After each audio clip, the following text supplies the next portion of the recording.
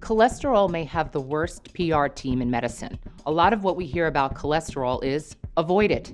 It's bad for your heart. It's bad for your cardiovascular system. Bad, bad, bad. But cholesterol on its own is not only okay, it's necessary. So necessary, in fact, that our bodies make it themselves. Most of it is manufactured in the liver. Dietary sources are just a small part of where cholesterol comes from, but most of it is just how our liver is and also our genetic makeup, how it's manufactured. Cholesterol is a waxy substance that is produced by the body. It is useful for a number of mechanisms. All cells in the body require cholesterol.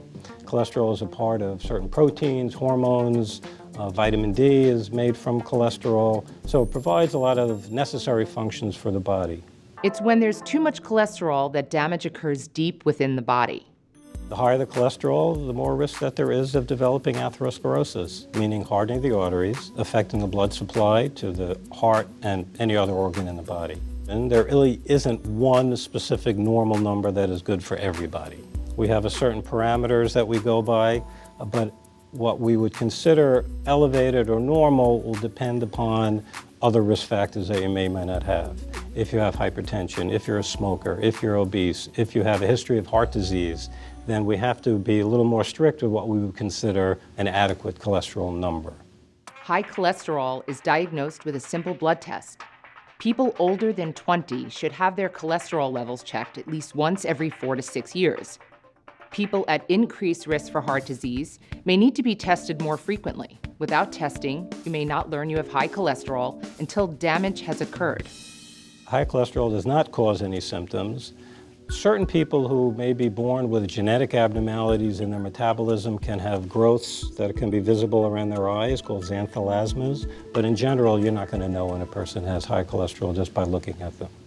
The blood test comes with something called a lipid profile. It will include measurements for your total cholesterol numbers, as well as individual measurements of low-density lipoprotein, or LDL, and high-density lipoprotein, or HDL. HDL is a good cholesterol, which help remove cholesterol from inside of the arteries, and the LDL is bad cholesterol. I like to say L for lousy, so people remember that. And that's a cholesterol that can deposit along the inside of the arteries, causing blockages. An individual's ideal cholesterol levels will depend on a lot of factors, but in general, the best cholesterol numbers to see on a lipid profile is less than 100 for LDL, 60 or higher for HDL, and a total cholesterol level of less than 200. Whatever numbers come up on your lipid profile, your physician will be able to determine if you're at risk for heart disease and what treatment options are available to you. The treatment for cholesterol depends upon a person's risk factors. There are a whole host of guidelines which help us determine who would be at highest risk, and once we plug in your numbers, blood pressure, risk factors, cigarettes, etc., will determine if you meet a certain threshold to require at least medical treatment.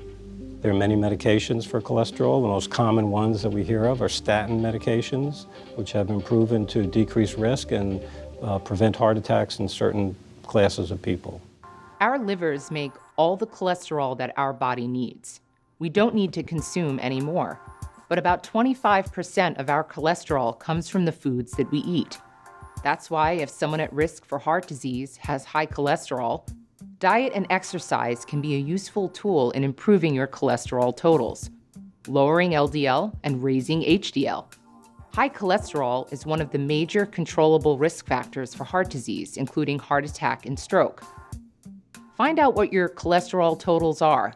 If they're high, you can change it. Then you'll be saying about cholesterol, mine's good. Good, good, good. I'm Dr. Allison Suarez, and you're watching the eHealth Network. See you next time.